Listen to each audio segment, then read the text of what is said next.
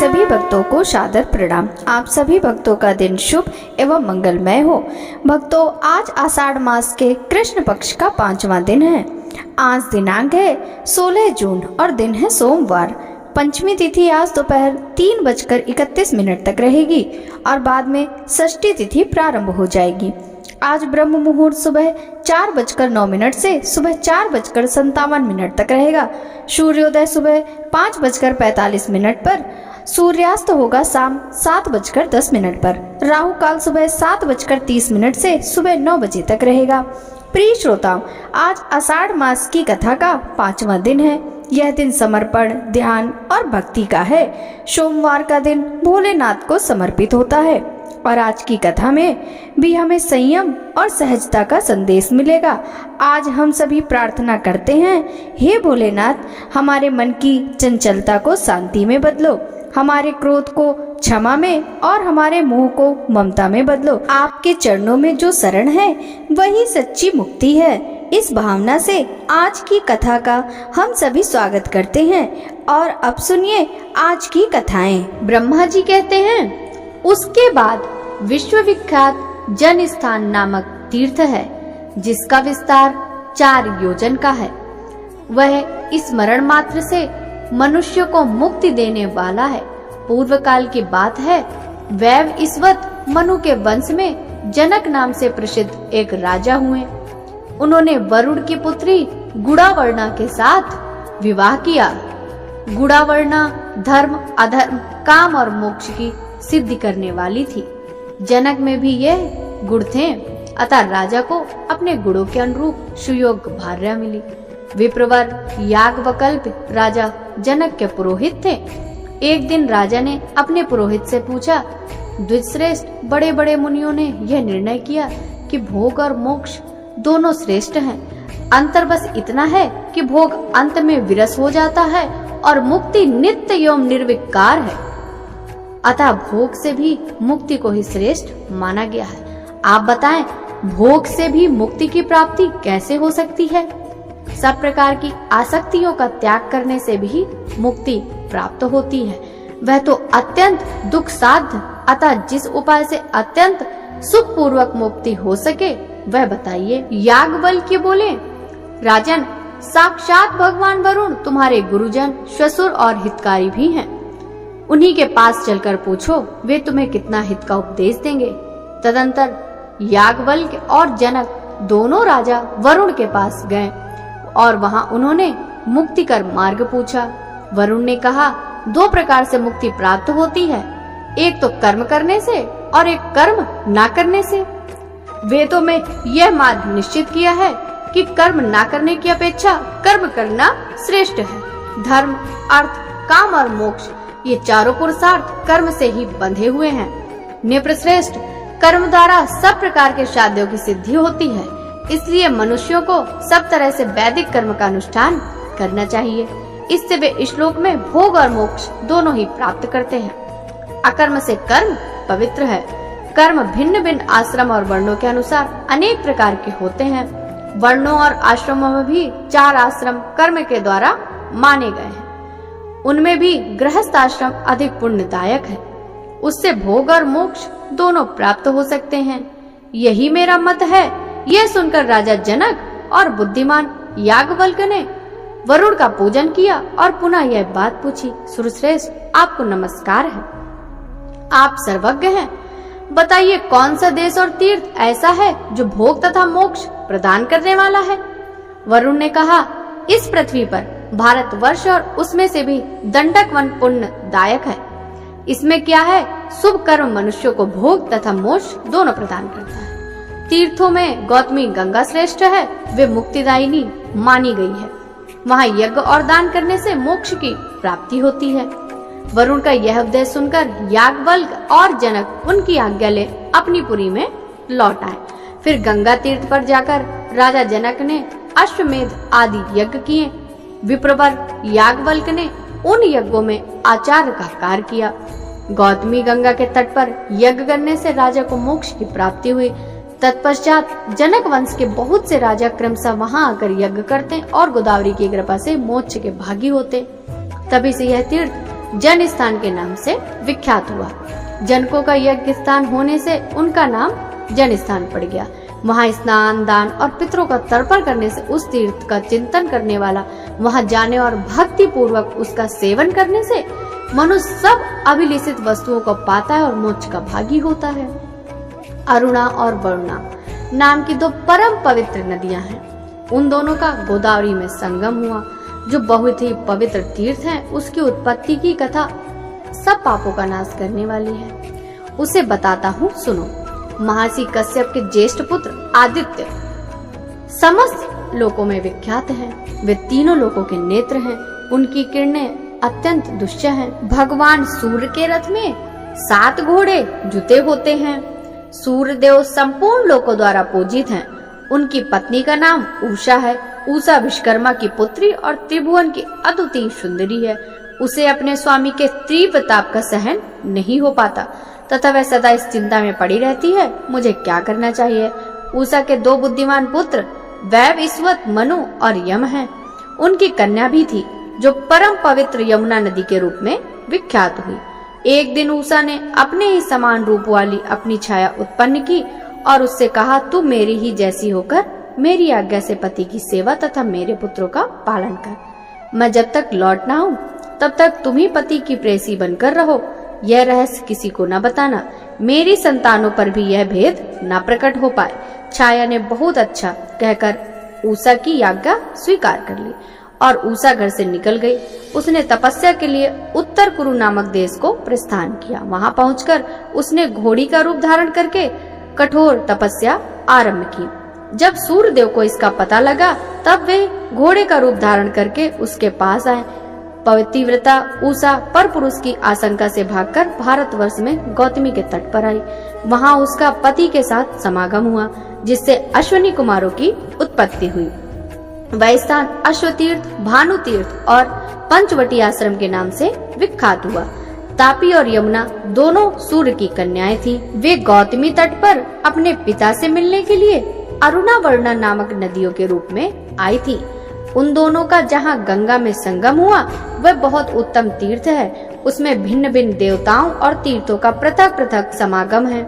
उक्त संगम में 27,000 तीर्थों का समुदाय है। वहाँ किया हुआ स्नान और दान अक्षय पुण्य देने वाला है।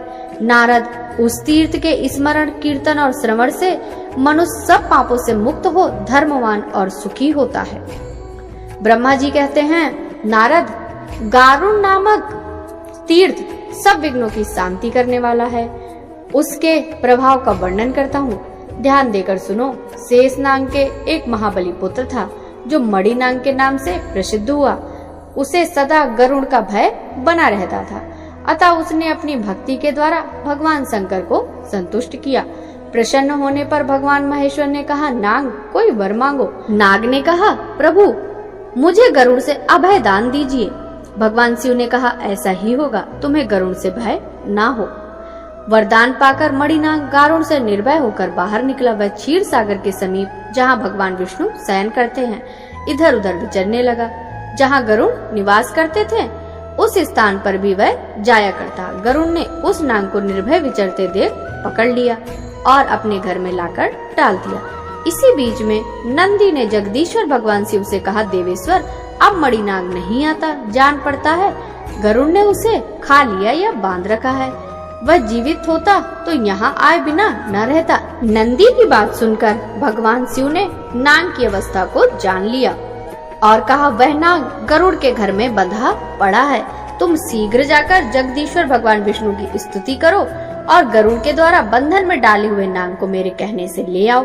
प्रभु की बात सुनकर नंदी स्वयं ही लक्ष्मीपति के पास उपस्थित हुए और भगवान शिव की कही हुई बातें वहां निवेदन की। तब भगवान नारायण ने प्रसन्न होकर गरुड़ से कहा, विनतानंदन, मेरी बात मानकर नंदी को वह नाग लौटा दो। गरुड़ ने नाग देना स्वीकार नहीं किया और गर्व से कहा, मैं आपका भृत्य हूँ, मैं नाग को लाया, आप उसे नंदी को दे रहे हैं। स्वामी को तो सेवकों को दिया करते हैं, परंतु आप तो मेरी प्राप्त वस्तु छीन रहे हैं। मेरी शक्ति आप जानते ही हैं। मेरे ही बल से तो आपने संग्राम में दैत्यों पर विजय प्राप्त की। भगवान विष्णु ने गरुड़ की बात सुनकर सबके सामने हंसकर कहा, पक्षीराज, ठीक है, तुम्हारे ही बल से मैंने असुरों पर विजय पाई है। फिर भगवान ने क्रोध न करके कहा, गरुड़ मैं मानता हूँ तुमसे विलक्षण शक्ति है, पर तुम मेरी इस कनिष्ठ अंगुली को तो वाहन करो। इतना कहकर भगवान ने अपनी अंगुली गरुड़ के मस्तक पर रख दी। गरुड़ अंगुली का भार नहीं सह सके। तब गरुड़ दीन भाव से लज्जित होकर हाथ जोड़कर प्रार्थना की और कहा, मैं आपका अपराधी सेवक हूँ, मेरी परित्राण कीजिए। फिर उन्होंने माता लक्ष्मी से प्रार्थना की। लक्ष्मी जी ने कृपालुकुल होकर जनार्दन से कहा, नाथ विपत्र भृत्य गरुड़ की रक्षा कीजिए। तब भगवान ने नंदी से कहा, नंदीश्वर तुम गरुड़ के साथ ही नाग को महादेव जी के पास ले जाओ। बहुत अच्छा। यह कहकर नंदी गरुड़ और नाग के साथ धीरे धीरे शंकर जी के पास गए और सब समाचार उन्हें कह सुनाया। तब शंकर जी ने गरुड़ से कहा, महाभाव तुम लोक पावनी गौतमी गंगा के पास जाओ, वे समस्त अभिष्ट वस्तुओं को देने वाली हैं। उस शांतिमय सरिता में स्नान करने से तुम्हें समस्त इच्छित वस्तुएं 100 गुनी अथवा सहस्त्र गुनी होकर मिलेंगी। गरुड़ जो सब प्रकार से पापों से संतप्त है, दुर्दैव से जिनका उद्योग नष्ट हो गया, उन प्राणियों के लिए मनोवांछित फल देने वाली गोदावरी नदी ही शरण है।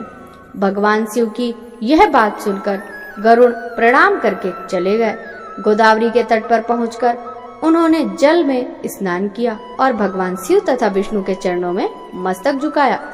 फिर उनमें पूर्ववत वेग आ गया और वे उड़कर भगवान विष्णु के समीप चले गए। तब से वह समस्त अभिष्ट वस्तुओं को देने वाला तीर्थ गारुड़ तीर्थ के नाम से प्रसिद्ध हुआ। वत्स नारद, मनुष्य मन और इंद्रियों को संयम में रखते हुए वहाँ स्नान आदि जो भी कर्म करता है, वह सब अक्षय तथा शिव और विष्णु को प्रिय लगने वाला होता है। उसके आगे सब पापों का नाश करने वाला गोवर्धन तीर्थ है। वह पितरों के लिए पुण्यजनक तथा स्मरण मात्र से पाप दूर करने वाला है। नारद, मैंने उसका प्रभाव प्रत्यक्ष देखा है। पूर्व काल में जब बलि नाम से प्रसिद्ध एक किसान ब्राह्मण रहता था, वह दोपहर हो जाने पर भी हल से बैलों को खोलता नहीं था। उनके दोनों बगल में और पीठ पर चाबुक मारता रहता था। उसके दोनों बैल सदा आंखों से आंसू बहाते रहते थे। एक दिन कामधेनु गौ जगमाता सुरभि ने नंदी से सब हाल कहा। नंदी ने भी खिन्न होकर भगवान शंकर को सब बातें बताईं। तब शंकर जी ने नंदी से कहा, तुम्हारी प्रत्येक बात सिद्ध हो। महादेव जी की आज्ञा पाकर नंदी ने समस्त गोजाति को अपने में समेट लिया। स्वर्गलोक और मृत्युलोक की समस्त गवें अदृश्य हो गईं। तब देवताओं ने मेरे पास आकर कहा, भगवान गौओं के बिना जीवन नहीं रह सकता। उस समय मैंने देवताओं से कहा, जाओ भगवान शंकर से याचना करो। तदंतर उन्होंने भगवान शंकर की स्तुति करके उनसे सब हाल कहा। महादेव जी ने भी देवताओं को उत्तर दिया। इस विषय में नंदी जानते हैं। तब सब देवता नंदीकेश्वर के पास जाकर बोले, हमें जगत का उपकार करने वाली गौएं दीजिए। नंदी बोले, आप लोग गो यज्ञ कीजिए, तभी दिव्य और मानस गौएं प्राप्त होंगी। तत्पश्चात गौतमी गंगा के तट पर देवताओं ने गो यज्ञ का आयोजन किया। फिर वहां से गौएं बढ़ने लगी।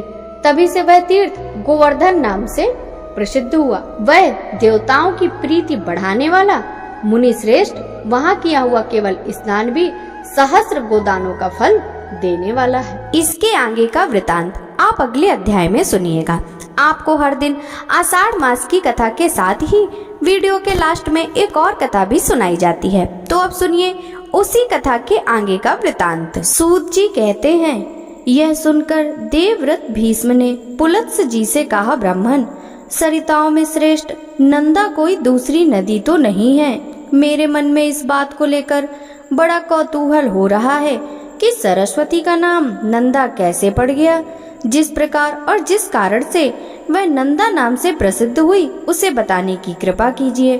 भीष्म के इस प्रकार पूछने पर पुलत्स जी ने सरस्वती का नंदा नाम क्यों पड़ा, इसका प्राचीन इतिहास सुनाना आरंभ किया। वे बोले, भीष्म पहले की बात है, पृथ्वी पर प्रभंजन नाम से प्रसिद्ध एक महाबली राजा हो गए हैं। एक दिन वे उस वन में मृगों का शिकार खेल रहे थे। उन्होंने देखा एक झाड़ी के भीतर मृगी खड़ी है।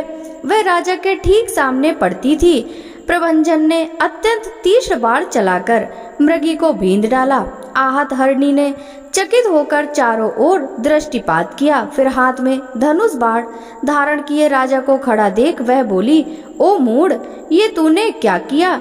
तुम्हारा यह कर्म पाप पूर्ण है। मैं यहाँ नीचे मुंह किए खड़ी थी और निर्भय होकर अपने बच्चे को दूध पिला रही थी। इसी अवस्था में तूने इस वन के भीतर मुझ निरपराध हरणी को अपने वज्र के समान बाण का निशाना बनाया है। तेरी बुद्धि बड़ी खोटी है, इसलिए तू कच्चा मांस खाने वाले पशु की योनि में पड़ेगा। इस कंटका कीर्ण वन में तू व्याघ्र हो जा। मृगी का यह शाप सुनकर सामने खड़े हुए राजा की संपूर्ण इंद्रियां व्याकुल हो उठी। वे हाथ जोड़कर बोले, कल्याणी, मैं नहीं जानता था कि तू बच्चे को दूध पिला रही है। अनजाने में मैंने तेरा वध किया है, अतः मुझ पर प्रसन्न हो। मैं व्याघ्र योनि को त्याग कर पुनः मनुष्य शरीर को कब प्राप्त करूंगा? अपने इस शाप के उद्धार की अवधि तो बता दो। राजा के ऐसा कहने पर मृगी बोली, राजन, आज से 100 वर्ष बीतने पर यहाँ नंदा नाम की एक गौ आएगी। उसके साथ तुम्हारा वार्तालाप होने पर इस शाप का अंत हो जाएगा। पुलत्स जी कहते हैं, मृगी के कथनानुसार राजा प्रभंजन व्याघ्र हो गए। उस व्याघ्र की आकृति बड़ी ही घोर और भयानक थी। वह उस वन में काल के वशीभूत हुए मृगों, अन्य चौपायों तथा मनुष्यों को भी मार मार कर खाने और रहने लगा। वह अपनी निंदा करते हुए कहता था, हाय, अब मैं पुनः कब मनुष्य शरीर धारण करूंगा? अब से नीच योनि में डालने वाला ऐसा निंदनीय कर्म महान पाप नहीं करूंगा। अब इस योनि में मेरे द्वारा पुण्य नहीं हो सकता। एकमात्र हिंसा ही मेरी जीवन वृत्ति है। इसके द्वारा तो सदा दुख ही प्राप्त होता है। किस प्रकार मृगी की कही हुई कोई बात सत्य हो सकती है? जब व्याघ्र को उस वन में रहते 100 वर्ष हो गए, तब एक दिन वहां गौओं का एक बहुत बड़ा झुंड उपस्थित हुआ। वहां घास और जल की विशेष सुविधा थी। वही गौओं के आने में कारण हुई। आते ही गौओं के विश्राम के लिए बाड़ लगा दी गई। ग्वालों के रहने के लिए भी साधारण घर और स्थान की व्यवस्था की गई। गोचर भूमि तो वहां थी ही। सबका पड़ाव पड़ गया। वन के पास का स्थान गौवे के रभाने की भारी आवाज से गूंजने लगा। मत वाले गोप चारों ओर से उस गौ समुदाय की रक्षा करते थे। गौवे के झुंड में एक बहुत ही हष्ट पुष्ट तथा संतुष्ट रहने वाली गाय थी। उसका नाम था नंदा। वही उस झुंड में प्रधान थी तथा सबके आगे निर्भय होकर चला करती थी। एक दिन वह अपने झुंड से बिछुड़ गई और चरते चरते पूर्वोक्त व्याघ्र के सामने जा पहुंची। व्याघ्र उसे देखते ही खड़ी रहे कहता हुआ उसकी ओर दौड़ता हुआ और निकट आकर बोला, आज विधाता ने तुझे मेरा ग्रास नियत किया है, क्योंकि तू स्वयं यहाँ आकर उपस्थित हुई है। व्याघ्र का यह रोंगटे खड़े कर देने वाला निष्ठुर वचन सुनकर उस गाय को चंद्रमा के समान कांति वाले अपने सुंदर बछड़े की याद आने लगी। उसका गला भर आया। वह गदगद स्वर से पुत्र के लिए हुंकार करने लगी। उस गौ को अत्यंत दुखी होकर क्रंदन करते देख व्याघ्र बोला, अरे गाय, संसार में सब लोग अपने कर्मों का ही फल भोगते हैं। तू स्वयं मेरे पास आ पहुंची है, इससे जान पड़ता है तेरी मृत्यु आज ही नियत है। फिर व्यर्थ शोक क्यों करती है? अच्छा यह तो बता, तू रोई किस लिए? व्याघ्र का प्रश्न सुनकर नंदा ने कहा, व्याघ्र, तुम्हें नमस्कार है। मेरा सारा अपराध क्षमा करो। मैं जानती हूँ तुम्हारे पास आए हुए प्राणी की रक्षा असंभव है, अतः मैं अपने जीवन के लिए शोक नहीं करती। मृत्यु तो मेरी एक न एक दिन होगी ही। किंतु मृगराज, अभी नई अवस्था में मैंने एक बछड़े को जन्म दिया। पहली बियान का बच्चा होने के कारण वह मुझे बहुत ही प्रिय है। मेरा बच्चा भी दूध पीकर ही जीवन चलाता है, घास को तो वह सूंघता भी नहीं। इस समय वह गोष्ठ में बंधा है और भूख से पीड़ित होकर मेरी राह देख रहा है। उसी के लिए मुझे बारंबार शोक हो रहा है। मेरे न रहने पर मेरा बच्चा कैसे जीवन धारण करेगा? मैं पुत्र स्नेह के वशीभूत हो रही हूँ और उसे दूध पिलाना चाहती हूँ। बछड़े को पिलाकर प्यार से उसका मस्तक चाटूंगी और उसे हिताहित की जानकारी के लिए कुछ उपदेश करूंगी। फिर अपनी सखियों की देखरेख में उसे सौंपकर तुम्हारे पास लौट आऊंगी। उसके बाद तुम इच्छा अनुसार मुझे खा जाना। नंदा की बात सुनकर व्याघ्र ने कहा, अरे अब तुझे पुत्र से क्या काम है? नंदा बोली, मृगेंद्र, मैं पहले पहल बछड़ा ब्याई हूँ। सखियों को, नन्हे बच्चे को रक्षा करने वाले ग्वाले और गोपियों को तथा विशेषता अपनी जन्मदायी माता को देखकर उन सबसे विदा लेकर आ जाऊंगी। मैं शपथ पूर्वक यह बात कहती हूँ, यदि तुम्हें विश्वास हो तो मुझे छोड़ दो। यदि मैं पुनः लौटकर ना आऊं तो मुझे वही पाप लगे जो ब्राह्मण तथा माता पिता का वध करने से होता है। व्याधों, मलेक्षों और जहर देने वालों को जो पाप लगता है वही मुझे भी लगे। जो गौशाला में विघ्न डालते हैं, सोते हुए प्राणी को मारते हैं तथा जो एक बार अपनी कन्या का दान करके फिर उसे दूसरे को देना चाहते हैं, उन्हें जो पाप लगता है वही मुझे भी लगे। जो अयोग्य बैलों से भारी बोझ उठवाता है, उसको लगने वाला पाप मुझे भी लगे। जो कथा होते समय विघ्न डालता है और जिसके घर पर आया हुआ मित्र निराश लौट जाता है, उसको जो पाप लगता है वही मुझे भी लगे। यदि मैं पुनः लौटकर ना आऊं इस भयंकर पातकों के भय से, मैं अवश्य आऊंगी। नंदा की ये शपथ सुनकर व्याघ्र को उस पर विश्वास हो गया। वह बोला, गाय, तुम्हारी इन शपथ से मुझे विश्वास हो गया, पर कुछ लोग तुमसे यह भी कहेंगे कि स्त्री के साथ हास परिहास में, विवाह में, गौ को संकट से बचाने में तथा प्राण संकट उपस्थित होने पर जो शपथ की जाती है उसकी उपेक्षा से पाप नहीं लगता। किंतु तुम इन बातों पर विश्वास न करना। इस संसार में कितने ही ऐसे नास्तिक हैं जो मूर्ख होते हुए भी अपने को पंडित समझते हैं। वे तुम्हारी बुद्धि को क्षण भर में भ्रम में डाल देंगे।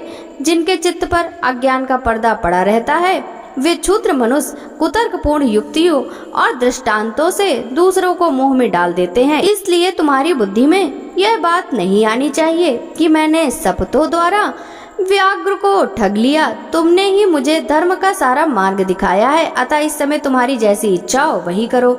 नंदा बोली, साधो, तुम्हारा कथन ठीक है। तुम्हें कौन ठग सकता है?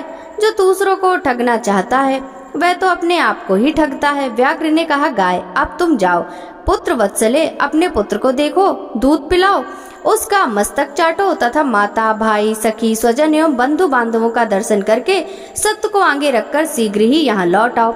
पुलत्स जी कहते हैं, वह पुत्र वत्सला धेनु बड़ी सत्यवादिनी थी। पूर्वोक्त प्रकार से शपथ करके जब वह व्याघ्र की आज्ञा ले चुकी तब गोष्ठ की ओर चली। उसके मुख पर आंसुओं की धारा बह रही थी। वह अत्यंत दीन भाव से कांप रही थी।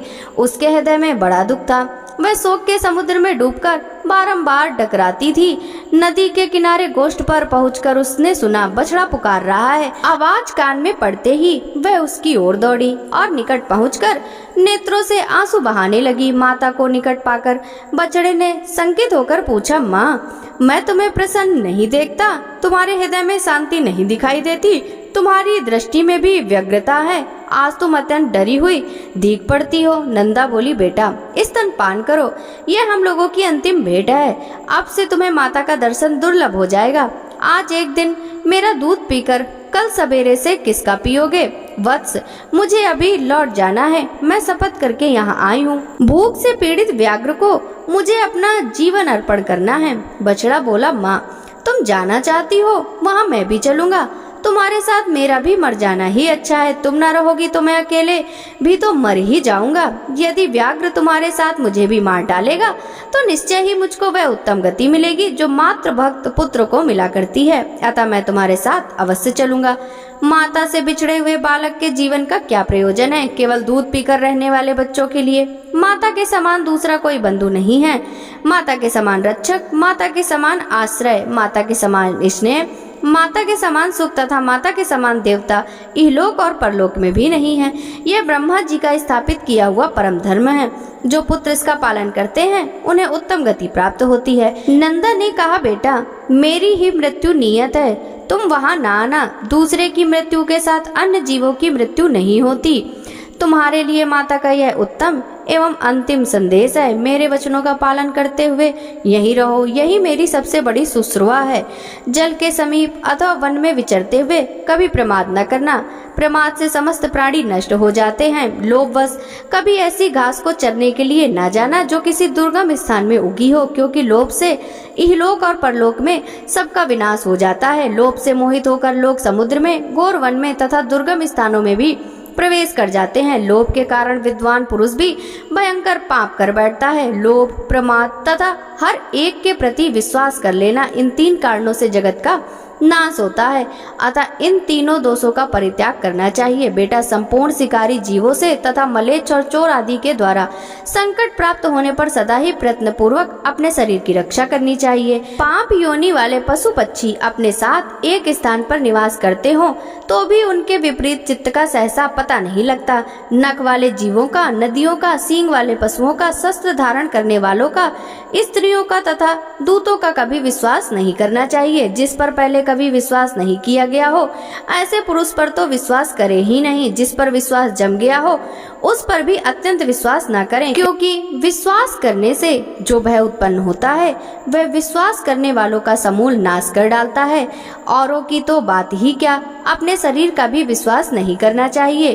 भीरू स्वभाव वाले बालक का भी विश्वास न करें, क्योंकि बालक डराने धमकाने पर प्रमादवश गुप्त बात भी दूसरे को बता सकते हैं। सर्वत्र और सदा सूंघते हुए ही चलना चाहिए, क्योंकि गंध से ही गौवें भली बुरी वस्तुओं की परख कर पाती हैं। भयंकर वन में कभी अकेला ना रहे, सदा धर्म का ही चिंतन करें। मेरी मृत्यु से तुम्हें घबराना नहीं चाहिए, क्योंकि एक न एक दिन सबकी मृत्यु निश्चित है। जैसे कोई पथिक छाया का आश्रय लेकर बैठ जाता है और विश्राम करके फिर वहां से चल देता है, उसी प्रकार प्राणियों का समागम होता है। बेटा, तुम शोक छोड़कर मेरे वचनों का पालन करो। पुलत्स्य जी कहते, यह कहकर नंदा पुत्र का मस्तक सूंघकर उसे चाटने लगी और अत्यंत शोक के वशीभूत हो डबडबाई हुई आंखों से बारंबार लंबी सांस लेने लगी। तदंतर बारंबार पुत्र को निहार कर वह अपनी माता, सखियों तथा गोपियों के पास जाकर बोली, माता जी, मैं अपने झुंड के आगे चढ़ती हुई चली जा रही थी।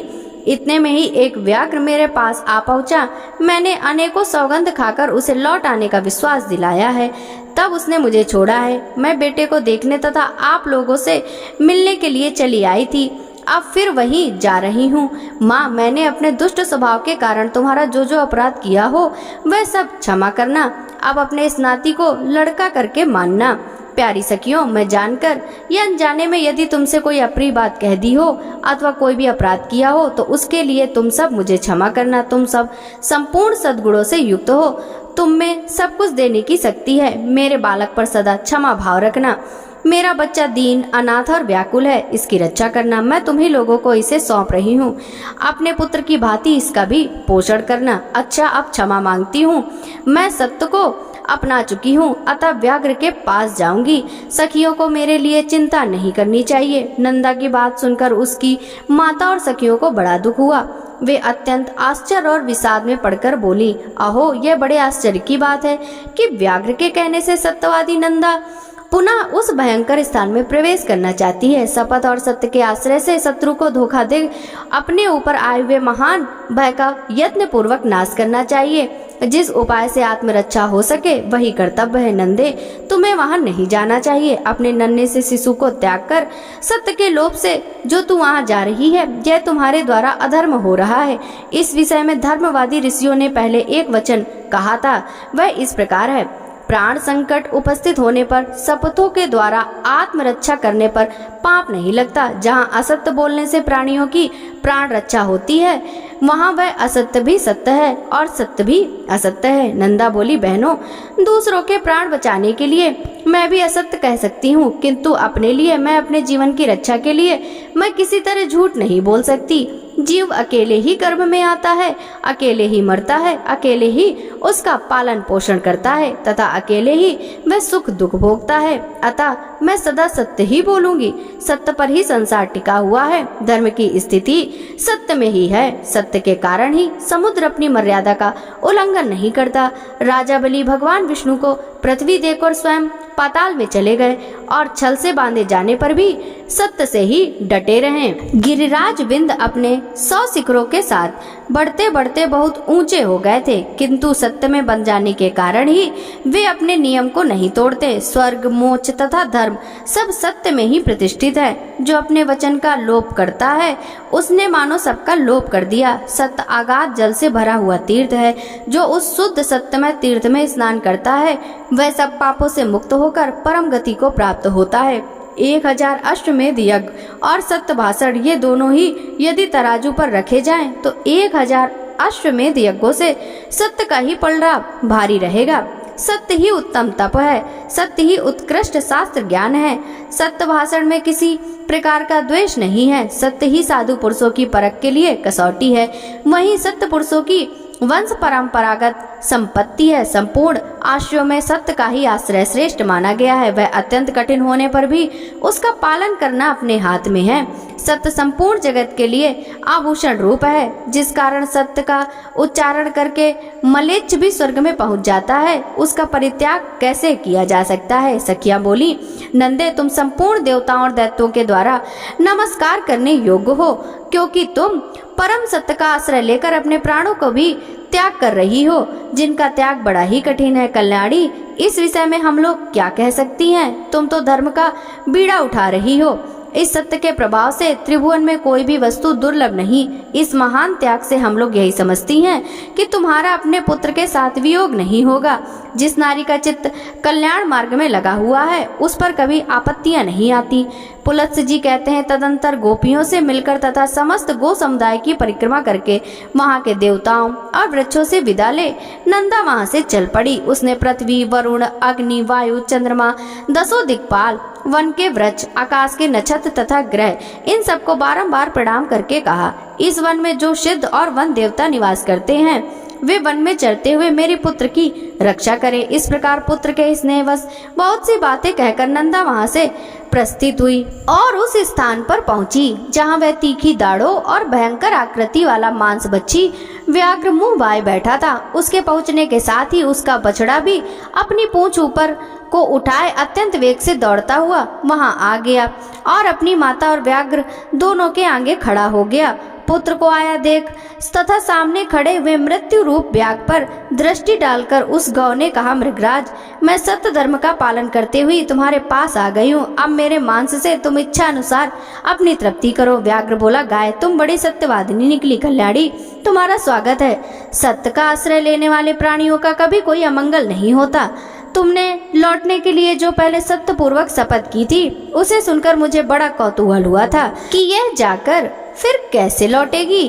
तुम्हारे सत्य की परीक्षा के लिए ही मैंने तुम्हें पुनः भेज दिया था, अन्यथा मेरे पास आकर तुम जीती जागती कैसे लौट सकती थी। मेरा यह कौतूहल पूरा हुआ। मैं तुम्हारे भीतर सत्य खोज रहा था, वह मुझे मिल गया। इस सत्य के प्रभाव से मैंने तुम्हें छोड़ दिया। आज से तुम मेरी बहन हुई और यह तुम्हारा पुत्र मेरा भांजा हो गया। सुबह तुमने अपने आचरण से मुझ महान पापी को यह उपदेश दिया कि सत्य पर ही संपूर्ण लोक प्रतिष्ठित है, सत्य के ही आधार पर धर्म टिका हुआ है। कल्याणी, तृण और लताओं सहित भूमि के वे प्रदेश धन्य हैं जहाँ तुम निवास करती हो।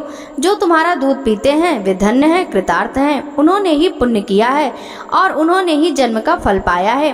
देवताओं ने मेरे सामने यह आदर्श रखा है। गौओं में ऐसा सत्य है, यह देखकर मुझे अपने जीवन से अरुचि हो गई है।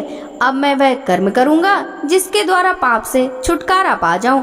अब तक मैंने हजारों जीवों को मारा और खाया है। मैं महान पापी, दुराचारी, निर्दयी और हत्यारा हूँ। पता नहीं ऐसा दारुण कर्म करके मुझे किन लोकों में जाना पड़ेगा। बहन, इस समय मुझे अपने पापों से शुद्ध होने के लिए जैसी तपस्या करना चाहिए उसे संक्षेप में बताओ, क्योंकि अब विस्तार पूर्वक सुनने का समय नहीं है। गाय बोली, भाई व्याघ्र, विद्वान पुरुष सत्ययुग में तप की प्रशंसा करते हैं और त्रेता में ज्ञान तथा उसके सहायक कर्म की, द्वापर में यज्ञों को ही करना उत्तम बतलाते हैं, किंतु कलयुग में एकमात्र दान ही श्रेष्ठ माना गया है। संपूर्ण दानों में एक ही दान सर्वोत्तम है, वह है संपूर्ण भूतों को अभय दान। इससे बढ़कर दूसरा कोई दान नहीं है। जो समस्त चराचर प्राणियों को अभय दान देता है, वह सब प्रकार के भय से मुक्त होकर परम ब्रह्म को प्राप्त होता है। अहिंसा के समान न कोई दान है न कोई तपस्या। जैसे हाथी के पद चिन्ह में अन्य सभी प्राणियों के पद चिन्ह समा जाते हैं, उसी प्रकार अहिंसा के द्वारा सभी धर्म प्राप्त हो जाते हैं। योग एक ऐसा वृक्ष है जिसकी छाया तीनों तापों का विनाश करने वाली है। धर्म और ज्ञान उस वृक्ष के फूल हैं। स्वर्ग तथा मोक्ष उसके फल हैं, जो आध्यात्मिक, आदि दैविक और आदि भौतिक इन तीनों प्रकार के दुखों से संतृप्त है। वे इस योग वृक्ष की छाया का आश्रय लेते हैं। वहां जाने से उन्हें उत्तम शांति प्राप्त होती है, जिससे फिर कभी दुखों के द्वारा वे बाधित नहीं होते। यही परम कल्याण का साधन है, जिसे मैंने संक्षेप में बताया है। तुम्हें ये सभी बातें ज्ञात हैं, केवल मुझसे पूछ रहे हो। व्याघ्र ने कहा, पूर्व काल में मैं एक राजा था, किंतु एक मृगी के शाप से मुझे बाघ का शरीर धारण करना पड़ा। तब से निरंतर प्राणियों का वध करते रहने के कारण मुझे सारी बातें भूल गई थी। इस समय तुम्हारे संपर्क और उपदेश से फिर उनका स्मरण हो आया है। तुम भी अपने सत्य के प्रभाव से उत्तम गति को प्राप्त होगी। अब मैं तुमसे एक प्रश्न और पूछता हूँ। मेरे सौभाग्य से तुमने आकर मुझे धर्म का स्वरूप बताया, जो सत्य पुरुषों के मार्ग में प्रतिष्ठित है। कल्याणी, तुम्हारा नाम क्या है? नंदा बोली, मेरे यूथ के स्वामी का नाम नंद है, उन्होंने ही मेरा नाम नंदा रख दिया। पुलत्स जी कहते हैं, नंदा का नाम कान में पड़ते ही राजा प्रभंजन साप से मुक्त हो गए। उन्होंने पुनः बल और रूप से संपन्न राजा का शरीर प्राप्त कर लिया। इसी समय सत्य भाषण करने वाली यशस्विनी नंदा का दर्शन करने के लिए साक्षात धर्म वहां आए और इस प्रकार बोले, नंदे, मैं धर्म हूँ, तुम्हारी सत्यवाणी से आकृष्ट होकर यहाँ आया हूँ। तुम मुझसे कोई श्रेष्ठ वर मांग लो। धर्म के ऐसा कहने पर नंदा ने यह वर मांगा, धर्मराज, आपकी कृपा से मैं पुत्र सहित उत्तम पद को प्राप्त हूँ तथा यह स्थान मुनियों को धर्म प्रदान करने वाला शुभ तीर्थ बन जाए। देवेश्वर, यह सरस्वती नदी आज से मेरे ही नाम से प्रसिद्ध हो, इसका नाम नंदा पड़ जाए। आपने वर देने को कहा, इसलिए मैंने यही वर मांगा है। पुत्र सहित देवी नंदा तत्काल ही सत्यवादियों के उत्तम लोक में चली गई। राजा प्रभंजन ने भी अपने पूर्वोपार्जित राज्य को पा लिया। नंदा सरस्वती के तट से स्वर्ग को गई थी, इसलिए विद्वानों ने वहाँ सरस्वती का नाम नंदा रख दिया। जो मनुष्य वहाँ आते समय सरस्वती के नाम का उच्चारण मात्र कर लेता है, वह जीवन भर सुख पाता है और मृत्यु के पश्चात देवता होता है। स्नान और जलपान करने से सरस्वती नदी मनुष्यों के लिए स्वर्ग की सीढ़ी बन जाती है। अष्टमी के दिन जो लोग एकाग्रचित्त होकर सरस्वती नदी में स्नान करते हैं, वे मृत्यु के बाद स्वर्ग में पहुंचकर सुख भोगते हुए आनंदित होते हैं। सरस्वती नदी सदा ही स्त्रियों को सौभाग्य प्रदान करने वाली है। तृतीया को यदि उसका सेवन किया जाए तो वह विशेष सौभाग्यदायिनी होती है। उस दिन उसके दर्शन से भी मनुष्य को पाप राशि से छुटकारा मिल जाता है। जो पुरुष उसके जल का स्पर्श करते हैं, उन्हें भी मुनीश्वर समझना चाहिए। वहाँ चांदी का दान करने से मनुष्य रूपवान होता है। ब्रह्मा की पुत्री यह सरस्वती नदी परम पावन और पुण्य सलीला है, यही नंदा नाम से प्रसिद्ध है। फिर जब यह स्वच्छ जल से युक्त हो और दक्षिण दिशा की ओर प्रवाहित होती है, तब विपुला यह विशाला नाम धारण करती है। यहाँ से कुछ ही दूर आगे जाकर यह पुनः पश्चिम दिशा की ओर मुड़ गई है। वहाँ से सरस्वती की धारा प्रकट देखी जाती है। उसके तटों पर अत्यंत मनोहर तीर्थ और देव मंदिर हैं, जो मुनियों और सिद्ध पुरुषों द्वारा भली भांति सेवित है। नंदा तीर्थ में स्नान करके यदि मनुष्य सुवर्ण और पृथ्वी आदि का दान करे, तो वह महान अभ्युतकारी तथा अच्छे फल प्रदान करने वाला होता है। भीष्म जी ने कहा, ब्राह्मण, अब आप मुझे यह बताने की कृपा करें कि वेद वेदता ब्राह्मण तीनों पुष्करों की यात्रा किस प्रकार करते हैं तथा उसके करने से मनुष्यों को क्या फल मिलता है।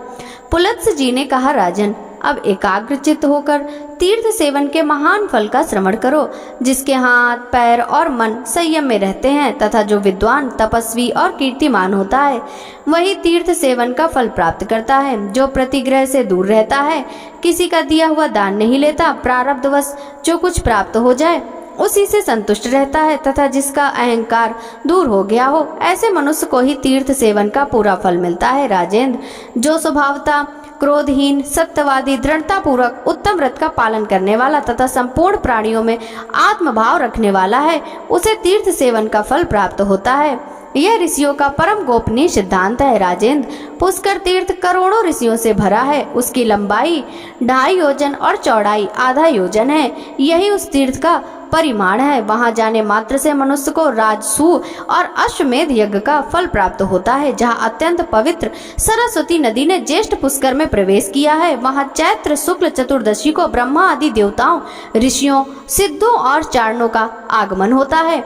अतः उक्त तिथि को देवताओं और पितरों के पूजन में प्रवृत्त हो मनुष्य को वहां स्नान करना चाहिए। इससे वह अभय पद को प्राप्त होता है और अपने कुल का भी उद्धार करता है। वहां देवताओं और पितरों का तर्पण करके मनुष्य विष्णु लोक में प्रतिष्ठित होता है। ज्येष्ठ पुष्कर में स्नान करने से उसका स्वरूप चंद्रमा के समान निर्मल हो जाता है तथा वह ब्रह्मलोक एवं उत्तम गति को प्राप्त होता है।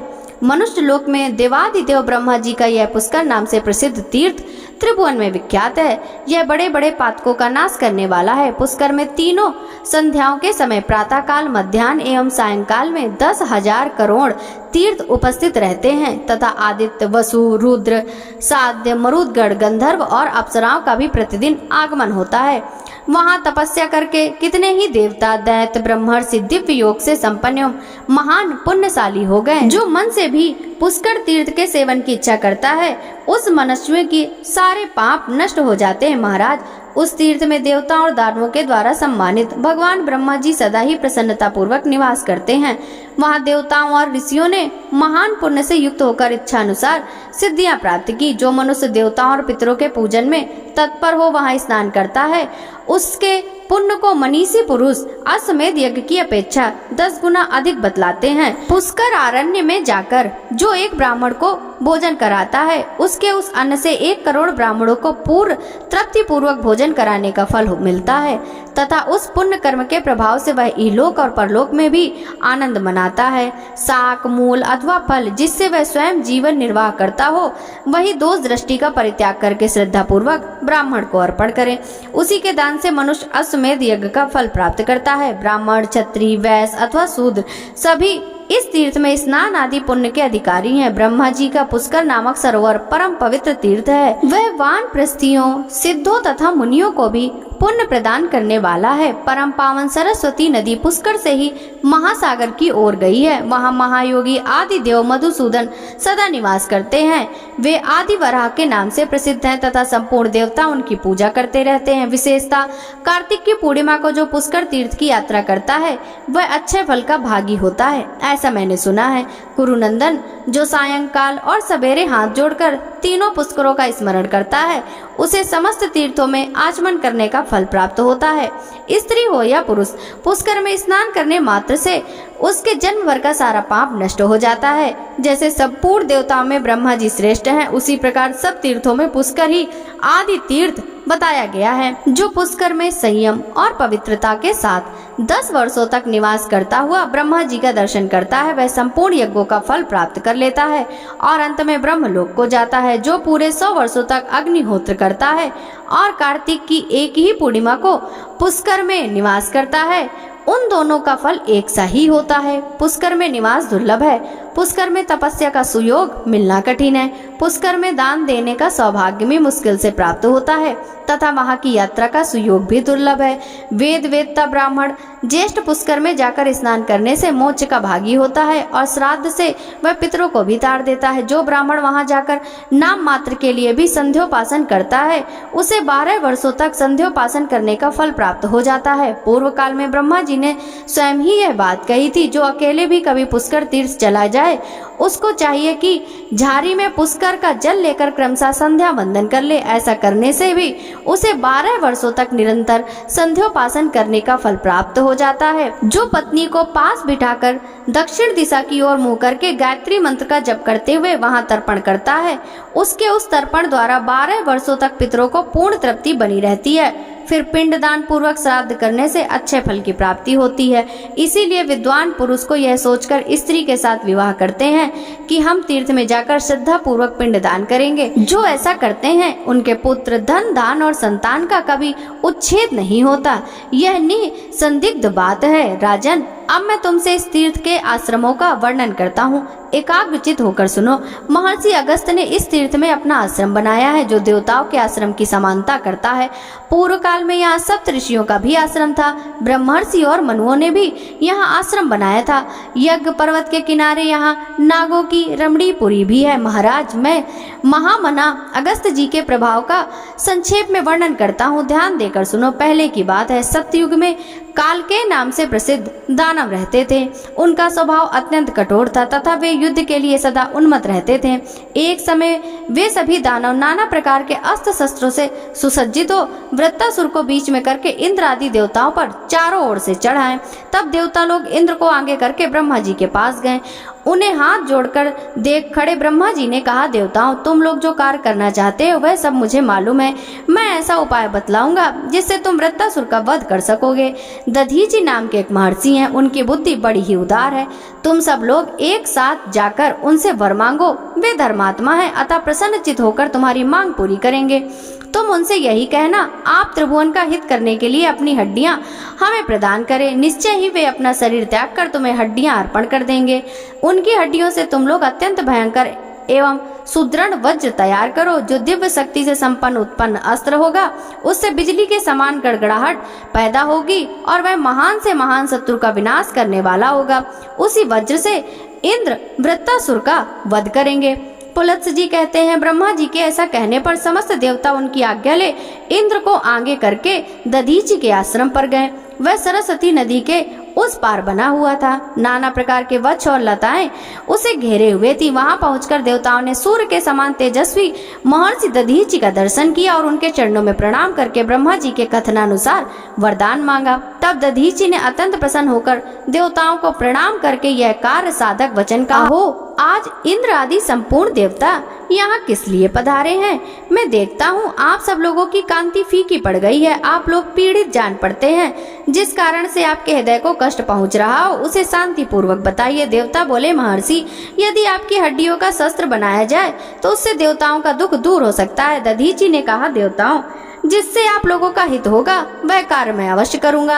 आज आप लोगों के लिए मैं अपने शरीर का भी त्याग करता हूँ। ऐसा कहकर मनुष्यों में श्रेष्ठ महर्षि दधीचि ने सहसा अपने प्राणों का परित्याग कर दिया। तब संपूर्ण देवताओं ने आवश्यकता के अनुसार उनके शरीर से हड्डियां निकाल ली। इससे उन्हें बड़ी प्रसन्नता हुई और वे विजय पाने के लिए विश्वकर्मा के पास जाकर बोले, आप इन हड्डियों से वज्र का निर्माण कीजिए। देवताओं के वचन सुनकर विश्वकर्मा ने बड़े हर्ष के साथ प्रयत्न पूर्वक उग्र शक्ति संपन्न वज्रास्त्र का निर्माण किया। इंद्र से कहा, देवेश्वर, यह वज्र सब अस्त्र शस्त्रों में श्रेष्ठ है। आप इसके द्वारा देवताओं के भयंकर शत्रु वृत्तासुर को भस्म कीजिए। उनके ऐसा कहने पर इंद्र को बड़ी प्रसन्नता हुई और उन्होंने शुद्ध भाव से उस वज्र को ग्रहण किया। तदंतर इंद्र देवताओं से सुरक्षित हो वज्र हाथ में लिए वृत्तासुर का सामना करने के लिए गए, जो पृथ्वी और आकाश को घेर कर खड़ा था। काल के नाम के विशालकाय दानव हाथों में शस्त्र उठाए चारों ओर से उसकी रक्षा कर रहे थे। फिर तो दानवों के साथ देवताओं का भयंकर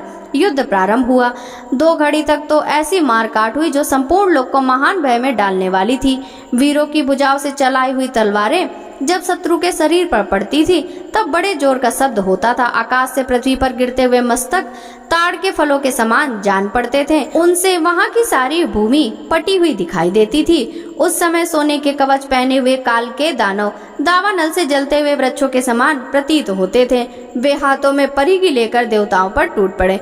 उन्होंने एक साथ मिलकर बड़े वेग से धावा किया था। यद्यपि देवता भी एक साथ संगठित होकर ही युद्ध कर रहे थे तो भी वे उन दानवों के वेग को सह ना सके। उनके पैर उखड़ गए। वे भयभीत होकर भाग खड़े हुए। देवताओं को डरकर भागते हुए और वृत्तासुर को प्रबल होते देख 1000 आंखों वाले इंद्र को बड़ी घबराहट हुई। इंद्र की ऐसी अवस्था देख सनातन भगवान श्री हरि विष्णु ने उनके भीतर अपने तेज का संचार करके उनके बल को बढ़ाया। इंद्र को श्री विष्णु के तेज से परिपूर्ण देख देवताओं तथा निर्मल अंतःकरण वाले ब्रह्मर्षियों ने भी उनमें अपने अपने तेज का संचार किया। इस प्रकार भगवान श्री विष्णु देवता तथा महाभाग महर्षियों के तेज से वृद्धि को प्राप्त होकर इंद्र अत्यंत बलवान हो गए। देवराज इंद्र को सबल जान वृत्तासुर ने बड़े जोर से सिंहनाद किया। उसकी विकट गर्जना से पृथ्वी, दिशाएं, अंतरिक्ष, भूलोक और आकाश में सभी कांप उठे। वह भयंकर सिंहनाद सुनकर इंद्र को बड़ा संताप हुआ। उनके हृदय में भय समा गया और उन्होंने बड़ी उतावली के साथ अपना महान वज्रास्त्र उसके ऊपर छोड़ दिया। इंद्र के वज्र का आघात पाकर वह महान असुर निष्प्राण होकर पृथ्वी पर गिर पड़ा। तत्पश्चात संपूर्ण देवता तुरंत आगे बढ़कर वृत्तासुर के वध से संतृप्त हुए।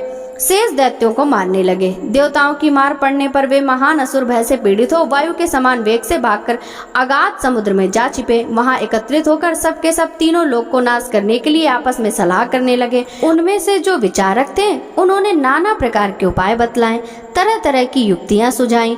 अंततोगत्वा यह निश्चय हुआ कि तपस्या से ही संपूर्ण लोक टिके हुए हैं, इसलिए उसी का क्षय करने के लिए शीघ्रता की जाए। पृथ्वी पर जो कोई भी तपस्वी, धर्मज्ञ और विद्वान हो उनका तुरंत वध कर दिया जाए। उनके नष्ट हो जाने पर संपूर्ण जगत का स्वयं ही नाश हो जाएगा। उन सब की बुद्धि मारी गई थी, इसीलिए उपयुक्त प्रकार से संसार के विनाश का निश्चय करके वे बहुत प्रसन्न हुए। समुद्र रूप दुर्ग का आश्रय लेकर उन्होंने त्रिभुवन का विनाश आरंभ किया। वे रात में कुपित होकर निकलते और पवित्र आश्रमों तथा मंदिरों में जो भी मुनि मिलते उन्हें पकड़कर खा जाते थे।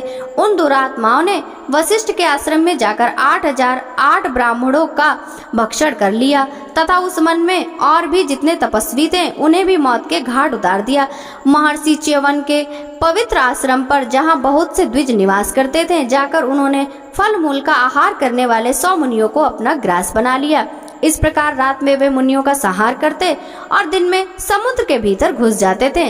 भरद्वाज के आश्रम पर जाकर उन दानवों ने वायु और जल पीकर संयम नियम के साथ रहने वाले 20 ब्रह्मचारियों की हत्या कर डाली।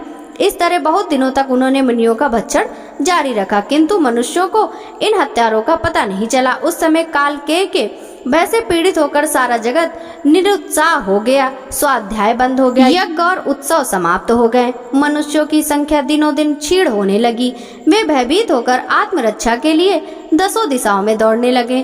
कोई द्विज गुफाओं में छुप गए, दूसरों ने झरनों की शरण ली, कितनों ने भय से व्याकुल होकर प्राण त्याग दिए। इस प्रकार यज्ञ और उत्सवों से रहित होकर जब सारा जगत नष्ट होने लगा, तब इंद्र सहित संपूर्ण देवता व्यथित होकर भगवान श्री नारायण की शरण में गए और इस प्रकार स्तुति करने लगे। देवता बोले, प्रभु आप ही हमारे जन्मदाता और रक्षक हैं, आप ही संसार का भरण पोषण करने वाले हैं।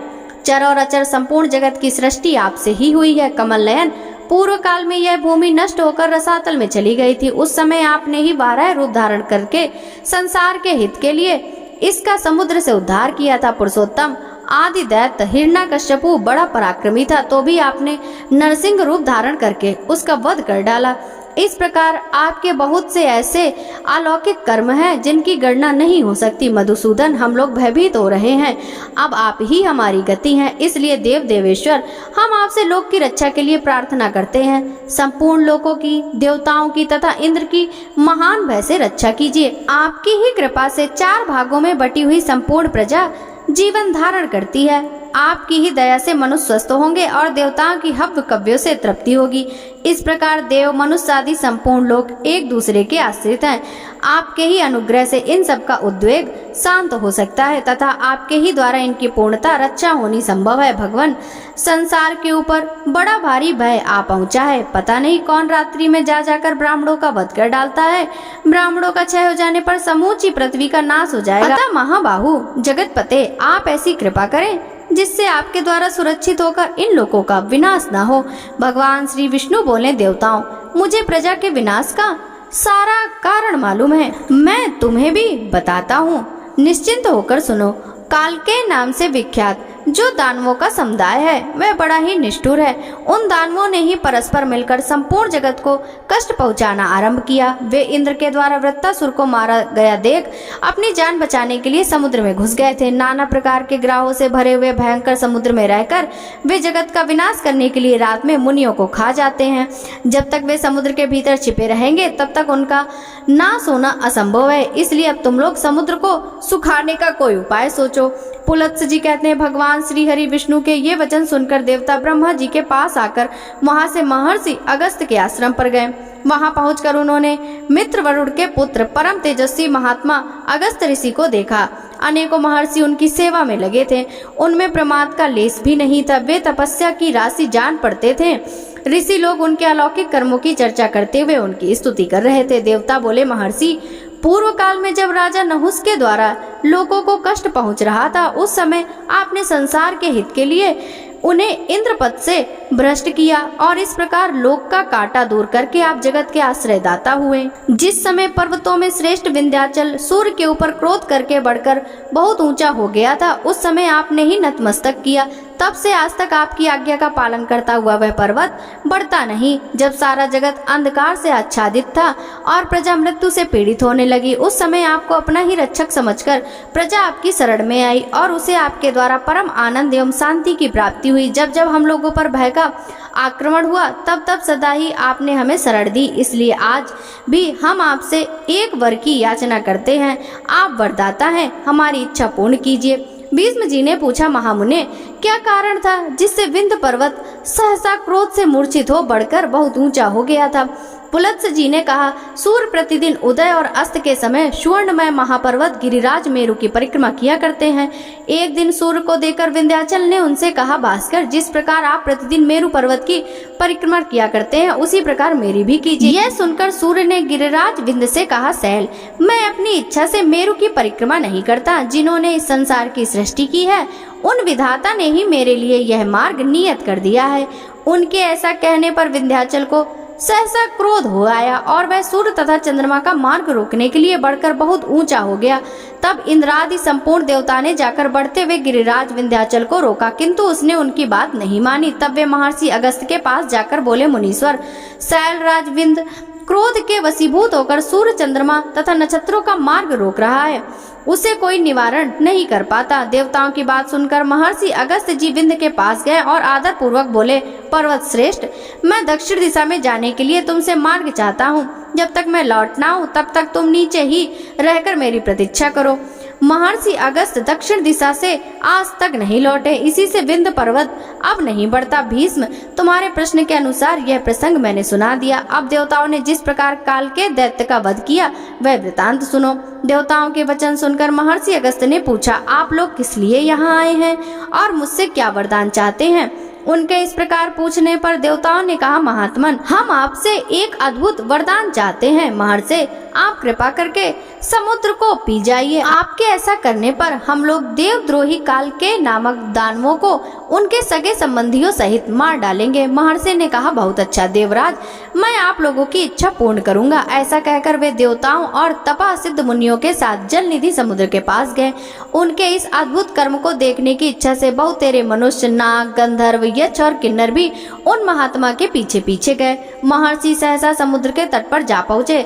समुद्र भीषण गर्जना कर रहा था। वह अपनी उत्ताल तरंगों से नृत्य करता हुआ जान पड़ता था। महर्षि अगस्त्य के साथ संपूर्ण देवता, गंधर्व, नाग और महाभाग मुनि जब महासागर के किनारे पहुंच गए तब महर्षि ने समुद्र को पी जाने की इच्छा से उन सबको लक्ष्य करके कहा, देवगढ़, संपूर्ण लोगों का हित करने के लिए इस समय मैं महासागर को पिए लेता हूँ। अब आप लोगों को जो कुछ करना हो शीघ्र ही कीजिए। यूं कहकर वे सबके देखते देखते समुद्र को पी गए। यह देख इंद्र आदि देवताओं को बड़ा विस्मय हुआ तथा वे महर्षि की स्तुति करते हुए कहने लगे, भगवान, आप हमारे रक्षक और लोगों को नया जन्म देने वाले हैं। आपकी कृपा से देवताओं सहित संपूर्ण जगत का कभी उच्छेद नहीं हो सकता। इस प्रकार संपूर्ण देवता उनका सम्मान कर रहे थे। प्रधान गंधर्व हर्षनाद करते थे और महर्षि के ऊपर दिव्य पुष्पों की वर्षा हो रही थी। उन्होंने समूचे महासागर को जल शून्य कर दिया।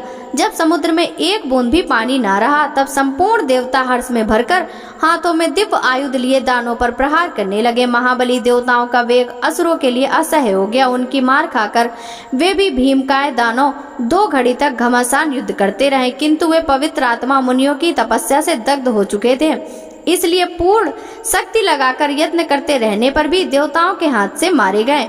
जो मरने से बचे रहे वे पृथ्वी फाड़कर पाताल में घुस गए। दानवों को मारा गया देख देवताओं ने नाना प्रकार के वचनों द्वारा मुनिश्रेष्ठ अगस्त्य का स्तवन किया तथा इस प्रकार कहा, देवता बोले, महाभाग, आपकी कृपा से संसार के लोगों को बड़ा सुख मिला। काल के दानव बड़े ही क्रूर और पराक्रमी थे। वे सब आपकी शक्ति से मारे गए। लोक रक्षक महर्षि, अब इस समुद्र को भर दीजिए। आपने जो भी जल पिया है वह सब इसमें वापस छोड़ दीजिए। उनके ऐसा कहने पर मुनि श्रेष्ठ अगस्त्य जी बोले, वह जल तो मैंने पचा लिया, अब समुद्र को भरने के लिए आप लोग कोई दूसरा उपाय सोचे। महर्षि की बात सुनकर देवताओं को विस्मय भी हुआ और विषाद भी। वहां इकट्ठे हुए सब लोग एक दूसरे की अनुमति ले मुनिवर अगस्त्य जी को प्रणाम करके जैसे आए थे वैसे ही लौट गए। देवता लोग समुद्र को भरने के विषय में परस्पर विचार करते हुए ब्रह्मा जी के पास गए। वहां पहुंचकर उन्होंने हाथ जोड़ ब्रह्मा जी को प्रणाम किया और समुद्र के पुनः भरने का उपाय पूछा। तब लोक पितामह ब्रह्मा ने उनसे कहा, देवताओं, तुम सब लोग इच्छा अनुसार अपने अपने अभीष्ट स्थान को लौट जाओ। अब बहुत दिनों के बाद समुद्र अपनी पूर्वावस्था को प्राप्त होगा। महाराज भगीरथ अपने कुटुंबी जने को तारने के लिए गंगा जी को लाएंगे और उन्हीं के जल से पुनः समुद्र को भर देंगे। ऐसा कहकर ब्रह्मा जी ने देवताओं और ऋषियों को भेज दिया। भक्तों, यह थी आज की कथा। आगे का वृतांत हम कल के अध्याय में श्रवण करेंगे। कथा पसंद आई हो तो वीडियो को लाइक, चैनल को सब्सक्राइब जरूर कीजिएगा। सभी भक्तों को राधे राधे।